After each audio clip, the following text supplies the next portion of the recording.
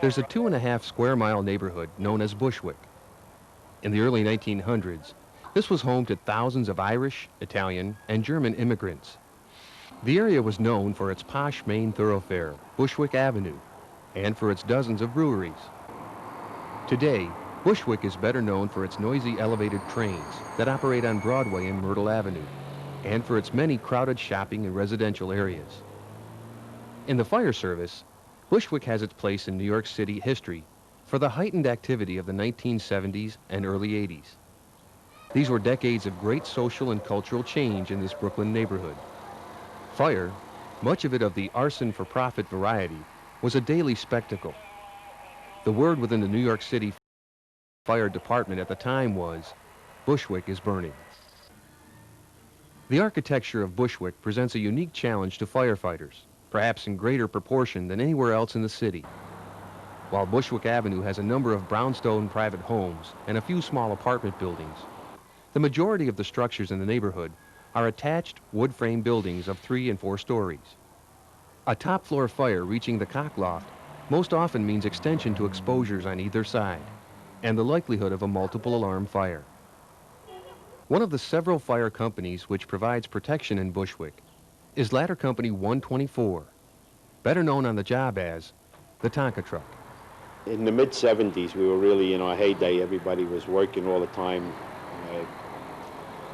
Neighboring company 135, they were all at like a 4th alarm with us or something, and one of the guys turned around and said, "Everybody here is wiped out. You guys are indestructible. You're like Tonka truck." The truck we're assigned is a 1985 Mack Tower ladder, 75 foot high. The truck has been in service here for 9 years. It's seen approximately 40,000 runs, and it's served us well. You know, the busiest year here was 1977. We had over 7,000 runs in 1 year, and we were the first #1 in the city that year. While the rig and its nickname are well known in the annals of the FDNY, it's the men of the company that form the fabric of its reputation. The guys here, they do their jobs. Everybody, when you have a fire, you see your OVM man coming through and meeting you, your roof man dropping down. Everybody does exactly what they're supposed to do. Civilians think we're crazy, they don't know what we're doing, but everything works out good. The chauffeur does his, everybody does their part. Well, right now I'm the chauffeur. I've been the chauffeur for the last 10 years. After it just moves along. When the senior guys retire or get promoted, the next chauffeur goes back into his spot. And you stay there until I retire and someone else goes into my spot. There's 4 chauffeurs on qualified that are permanent chauffeurs at all time. But there are other chauffeurs in the company that back you up if you're not here. And if I go on vacation, there's one. You know, but I have my duties as a chauffeur at a fire, just like everybody at the can man and the OVM man and the roof man. Everybody has a job to do. We all do it like a grease wheel. We go to a fire, and it's poetry in motion.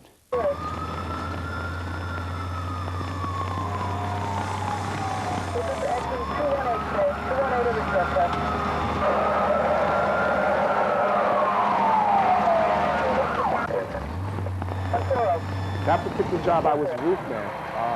When we responded, we came down the block, we noticed a little smoke in the horizon.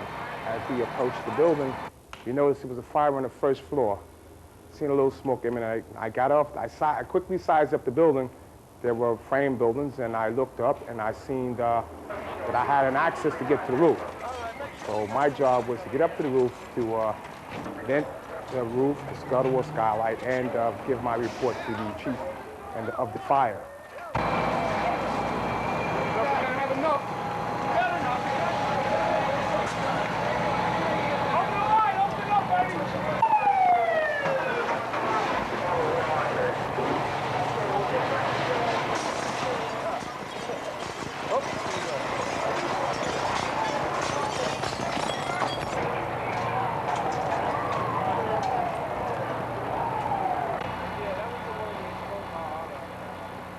It's kind of stabilized a little bit. There's some areas that are heavily drug infested, and those are still a little pretty lousy. But it's just it keeps us just enough on our toes here to not run us ragged, but to keep us going a fire here or there. Fairly busy truck. Not the top 20, but just down from there. When we do go to work, we work for a long time. We usually get the good fires, an all-hands fire. Of course, he loves it here. He's like, this is his chance to get away from the kids at home. He comes in here and watches the kids here. The kids are all bigger than me now. Yeah, Patty's been here 27 years or so, you know, and he's the glue that holds this place together. Oh, he really is. That's very flattering coming from a Malloy boy. When I first came here, I was the first probie here in about 11 or 12 years, so I didn't know really what to expect. It was, you know, a lot of pressure. I didn't know what I was doing, and the guys took me under their wings, especially Patty, you know, and he taught me a lot of stuff real fast. Well, I work with the best guys. I mean, I've seen guys come and go for the last 20 years, and it's hard to see them go. And you know, it's good to see the guys get promoted and leave, and it's hard to see the guys retired, but they deserve it. But a lot of the guys, they're great people to work with. You look forward to come to work. You know, when you lose that feeling, then it's no more fun. It's a dirty job, it's a hard job, it's a dangerous job. But we have a great, great bunch of guys here, and we get along great. And like I said, I look forward to coming to work. I've been here for 20 years, since probie school, and I've always had a great time here.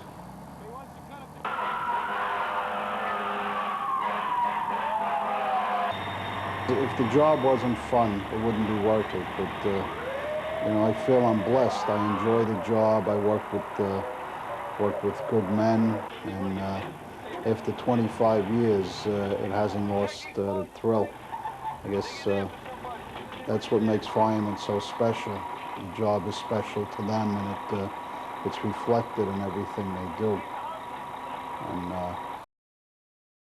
I'll always be proud to be a New York City fireman, and we have memories that we'll never forget. Some of the best times of our lives were spent, you know, either in the firehouse or on the field of battle, so to speak. And it's things that could never compare, and it's really hard to explain it. It's hard. People from other walks of life probably wouldn't understand it, but it's just the greatest job in the world. I mean that.